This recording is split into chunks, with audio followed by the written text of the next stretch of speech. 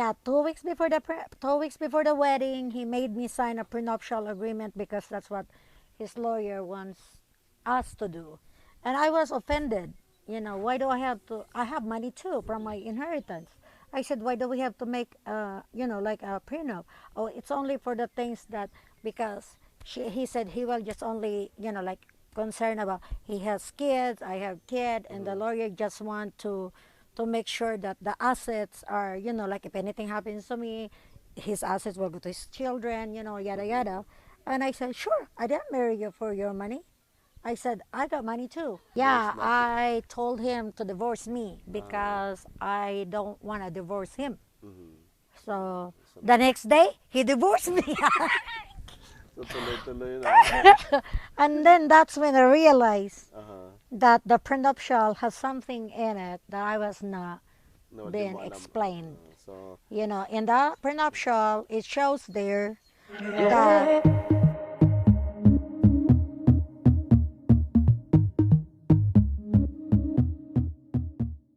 yung minsan may maano ka na, nalaman mo, kakamamatay lang tapos lonely nga. So, ang replacement kagad yung another person na makatulong do.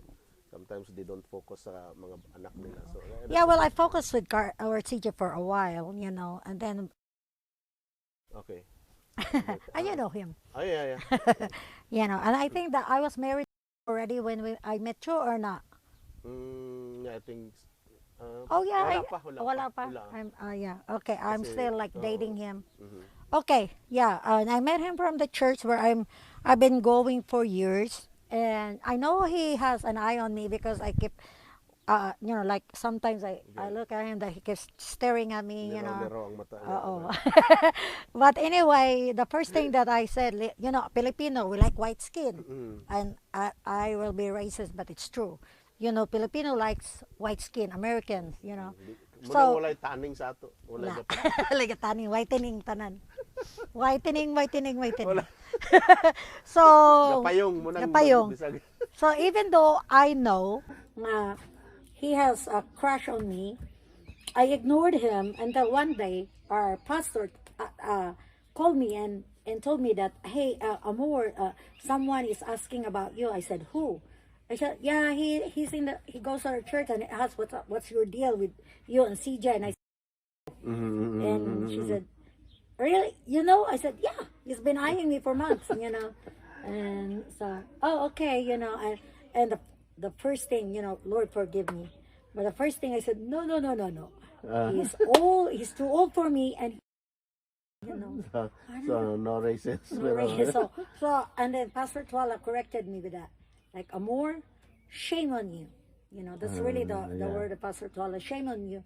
Because God created all the colors. Because every color is beautiful to Him. So when you despise one person because of his or her colors, you are despising the creator of that person. Okay, so na-rebuke. Na-rebuke. And since then, So, I did not see him. Sometimes akala natin na maraming mga racist pero sometimes tayo mga Pilipino because of color. So we are all equally created by God. So God sees us beautiful. God sees the black people beautiful, the white people beautiful, and us as beautiful. Pero kita ang perfect jud na color, pastor. Kaya ang sunog na to sila. Lord, forgive me again. Ang uban hapko. Hapko. Wala na luto kayo. But anyway, and then we dated for 3 years, on and off. But because I was lonely and he showed me some attention and affection, I draw myself to him. And I become codependent to him to the point that, like everybody, I have some few guys that, like wants to date me and here and there. But no, I was focused to him, because he's a Christian. He has Christian again, huh? Christian again for the second time. He's a Christian. He loves the Lord. He's a big tither in the church. He owns a very successful business, and yada yada. So, and he's very good to CJ.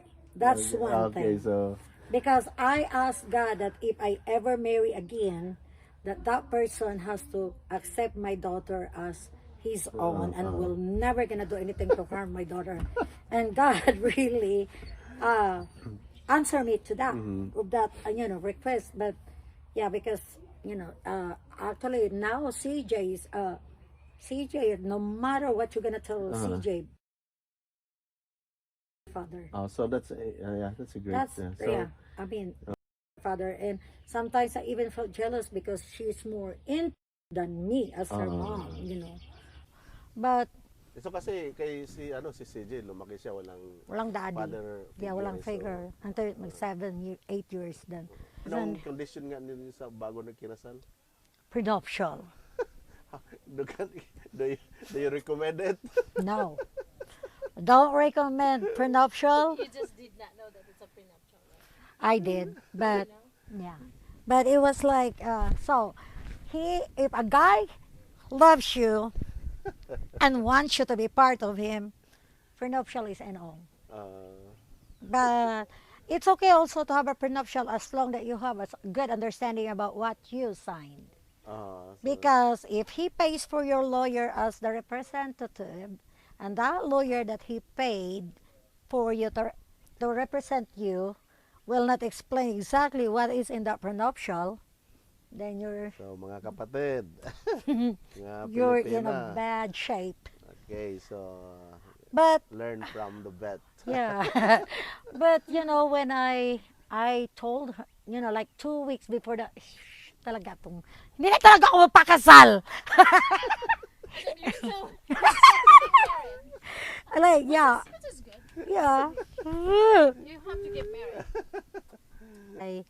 So he proposed to me after we broke up 3 times during Before the 3 years time. Sa relationship? Mhm. Or married na or still? No, Okay, relationship 3 years. Because he was so busy. So this is the thing that you guys need to know.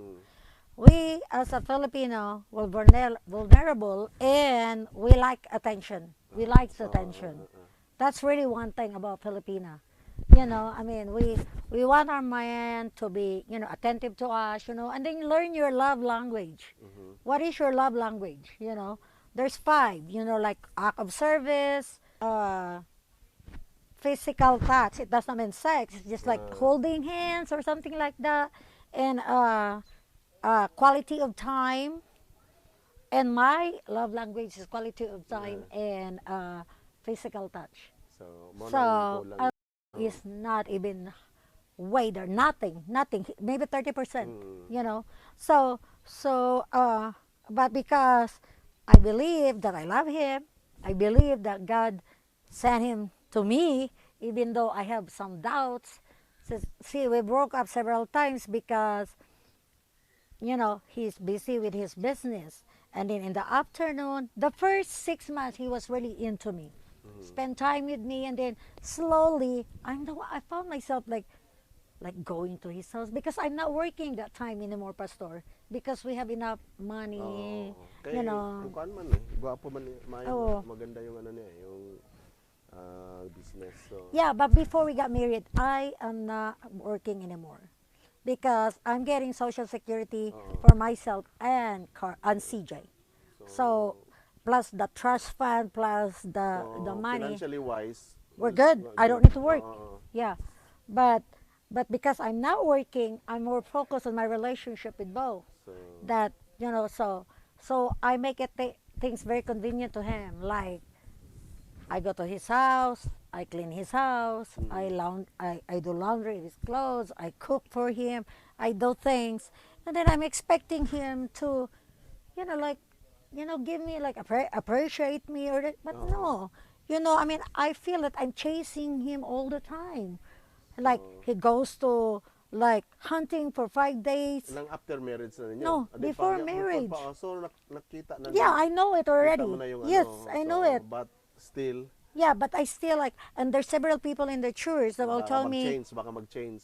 Amor, you will never be happy because you're an attention seeker, and he's not. I mean, he's is okay, just you will only gonna be an addition to his life. You will never be a part of his life that he cannot live without. So, and I was like, Okay, and I have so many times like we're invited to like dinner or invited like Thanksgiving or Christmas that he will after that he has to go because he has to do hunting, like raccoon, season of raccoon, turkey hunt, deer hunt, and he will go places after places, and it's just like, and he's busy with his, and but I always justify that I love him. And CJ wants him to be her dad. Always CJ, mom. I love that because even though we're not married yet, she called him daddy.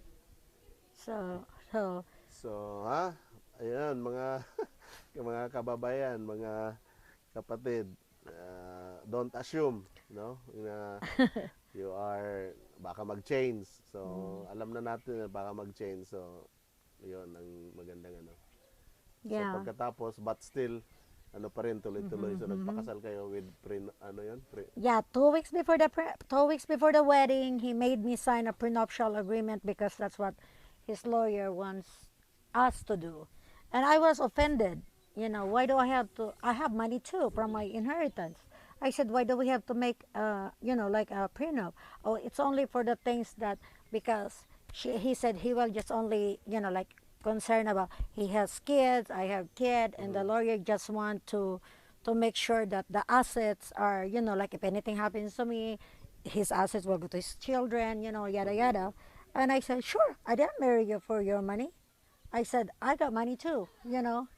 But Connie, my sister-in-law from Monty, doesn't want me to marry him Okay. because he said that's a red flag, amor. And I said, oh, well, I'm not after with his money. But he So, said he loves me and that's only for, whatever, like this and that. And so, okay. So I went through with it without even like, not listening to Joyce and Dick, not listening to to Dale and Connie, and not listening to other people that tells me this and that, because I said I love him. But I during the the breakup time, I dated some guys, so, but none of them can compete. My feelings are very stronger, so, very strong, to the point that I don't know. I really don't know, Pastor. Is that? I think it's more like codependency. paano? So, I don't know, but it was like, kuan nawala na ang kuan ang kuan proper kuan mo mind nga kuan ba, so wala follow the heart na na. siguro ang love is blind. Buta na ka. Nabuta. Talagang bulag na love is blind. So, and then, rewind, like in between that time, I lost so many opportunity because I married Val. Yes. I I got an offer that I can go to school for free, okay? Because I'm a single woman, I'm a widow with a child and this and that. And then the Missouri Career Center, they notified me that they can give me a grant because they asked me what I want for my life, and I said I want to go to school because even though I have a degree in the Philippines, it's not enough here.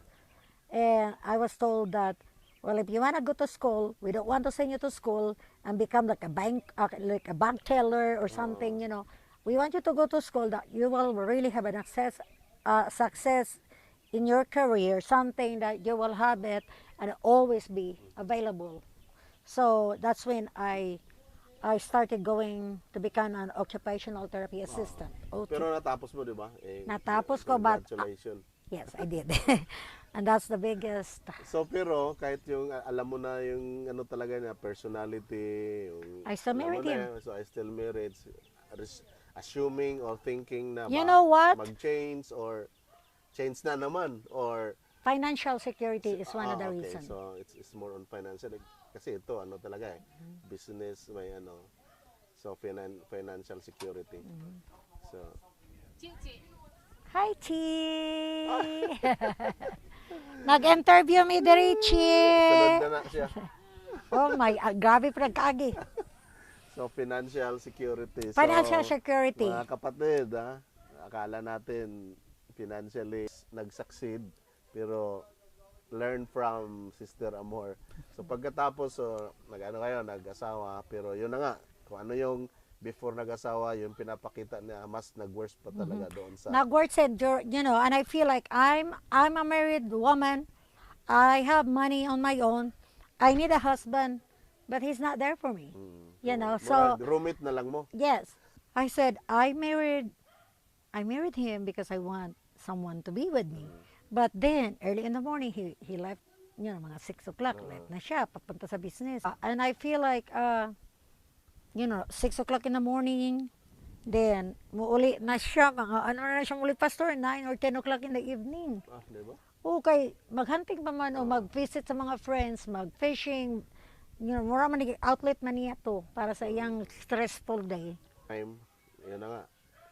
Yung what nalaman mo before sa bago kay kinasal, It's confirming. confirm sa nag-married na Yeah. believing okay lang, tapos financially secure ka but doesn't work. So Yeah, and then that's when and then I got pregnant and Scarly, and then like after you have a baby, you cannot go to school because you need to attend to your baby. You cannot. I cannot finish up my school until she's a little bit older, and then I was just like, CJ goes to school, he's going to work. I was like, and just me and Carly, lonely life. There's no support from your spouse, and actually even like because she's like we don't have any maternity insurance when that thing and then so ang natabo wow. $18,000 baby. Wow. Here, Thank you. here, put it back. $18,000 baby. So kinsa may nagbayad ato, pastor? Siyempre si Amor. Because I said we can go and get some installment plan payment. plan payment, but they needed your bank account, they need this and yada yada. And he said like, no, I'm not gonna let anybody knows how much I work. I said, but it's on my name because I was the one that gave birth. So ang financial security nga yung inano mo Ako ang iniisip, na-financial. ikaw pa. Ako ang nahimong financial. Hindi Ari. siya Siya na financial. So anyway, I was not, because we don't take divorce or anything, and So, we yun, don't. mga kapatid, akala mo bigyan financially pero kayo pala yung Yeah, and you denied that. You don't want so, to, diba? you don't want to tell Denial. people about it. I mean, because I feel like I'm always a giver person, pastor, and you know that. Alam ko yun. And I don't want, like, I'm always like, for my kids, I overcompensate since I was poor when I was growing up. And giving them everything they want, or not even want, or the need, or more far and beyond, just to compensate to what, yang dulaan, mudula man po ko. Okay, nibalik ka Nibalik pa. ka. Amo na lang man. So everything, even I paid for almost everything. So it nawala just, yung security. walang security. And he's living in my house Oo. in Marsville too. I keep begging for him to get us a house, a nice house, because I always want to move in Springfield, and he's always want to go to Marsville because there's 180 acres na he can hunt and do something there, So it was like, okay, I want a city life, and he wants a country financial life. security, wala. Hindi na Wala. work. So, it means, it's a learning process, lessons na sometimes akala natin money or financial security can give us peace or pero not. Yeah. So, So good lesson. it's more like money is very significant, but it's not the essence of life. So you ended up, siya ang nag-divorce ba? So, So it was like on and off, and you know what happened to us, and even like 2 years ago, and then Kasama pa nga, yeah, kasama ka pa na because that was really a thing that I'm done, I'm really done. But then every time that I'm done with him, that's when he tried to, like beg or do everything in his power to bring me back. And that's when he bought that mansion house there because he wants us to come back. Oo nga. Because I like, that's because I want to have a house. I want us to have our own house. So he bought that house. And then that's why, because he wants me and the kids to come back and then now- go to a marriage counseling. And we did for a while, but I feel like the counselor is always hitting on me, not him. Like, I'm done with that counselor. So, and then at the end, ano talaga, so you, like, decide kayo na, ano na. At yung, the end, I said, you know separate, what? I'm done because it was a very chaotic life. We go to church and we act like we're saint. When the moment we step out in the church, okay, so, we start fighting like so crazy. yun din, it doesn't mean na kung palagi kayo sa church nagsasama, maganda na yung ano. So, it's more on, talagang, I ano, was so, practicing that. yeah, I was to the point that I don't respect him. I hate him. I feel that we're hypocrite going to the church because why do we have to go to church? We don't even know how to treat each other good. Yan, mga kapatid, no? It's a learning na sometimes we make church na parang ano lang, way of escape na akala okay yung buhay, no? Okay, this is what I'm gonna tell you. He goes to church. He put $400 to $500 a week, like tithes for the church. But he's only giving me $140 a week for Carly's care. And I'm the one who's paying the electric bill. I'm paying for electric bill, everything, all the utilities, everything in the house, and even the food. The only thing he's paying is the house. And the house is not even mine. Wala talaga. So, mga kapatid. Yeah, kahit gas. And I buy 2 cars during the marriage cash because marami pa akong pera. And it's not in his name, it's on my name. But it's a family car wherever we go, whatever we do. But he will not even pay for the personal property tax of the car, Pastor. That is just like how hard it is. And then I tried to like show that, I'm rich. I live in a nice house. I have a good career. I can do whatever I want, And even going to the Philippines, he only give us $800 a month. $800, and I have to pay for Carly's ticket. Like, so Carly's ticket is $1,300 or $1,400 on my ticket and CJ's ticket, and then give me $800 because I said, why can you not pay for her ticket? If you don't want to pay for my ticket and Carly's ticket, you can pay for her ticket. Well, I'm not taking her to the vacation. You are. So, maro ba?